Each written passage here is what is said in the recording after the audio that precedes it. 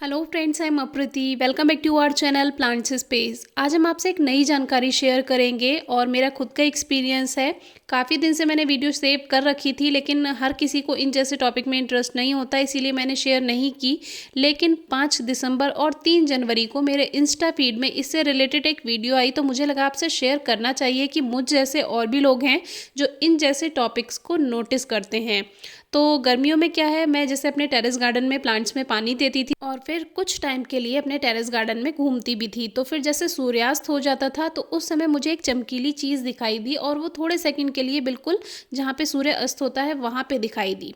2-3 बार मैंने नोटिस किया, मुझे समझ नहीं आया और इसके बारे में पढ़ा जाना, कहीं कोई जानकारी नहीं थी।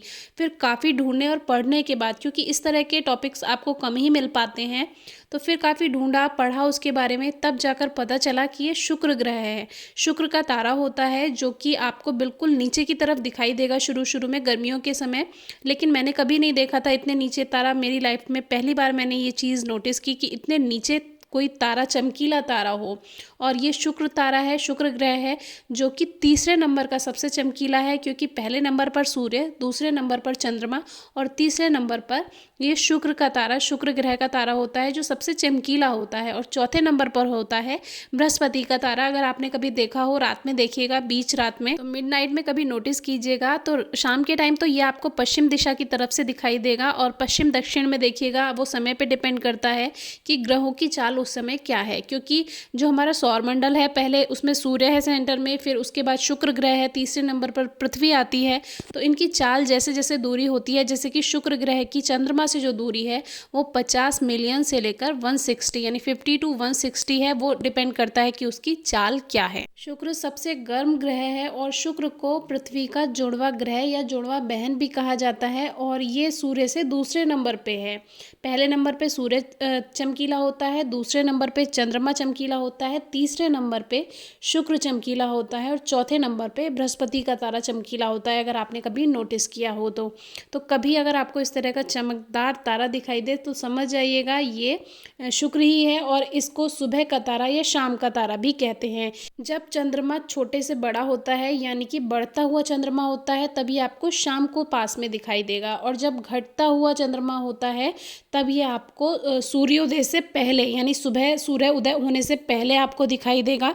तो आप समझ जाएं कि ये शुक्र का तारा है और ये बहुत चमकीला होता है, देखने में बहुत खूबसूरत लगता है। मैंने नोटिस किया तो मुझे लगा आपसे भी शेयर करना चाहिए।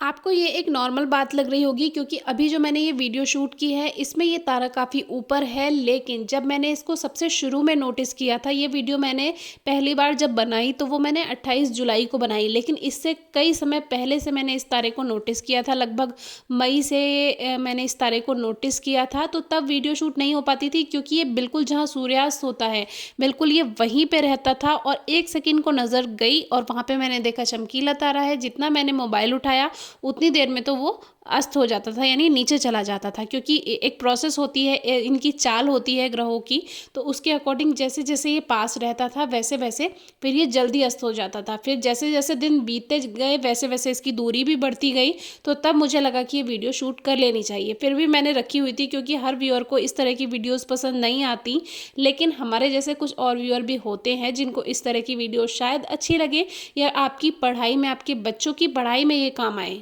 बाकी मंगल ग्रह जो होता है, जो तारा होता है मंगल का, वो भी काफ़ी चमकदार होता है और लाल रंग का होता है। अगर आपने कभी देखा हो तो उसके बारे में कभी और वीडियो शेयर करेंगे। तो अगर कभी आसमान में देखकर चमकीला तारा अगर कोई बच्चा पूछता है कि ये क्या है, तो आप इस तरह की जानकारी उन्हें दे सकते हैं। Thank you.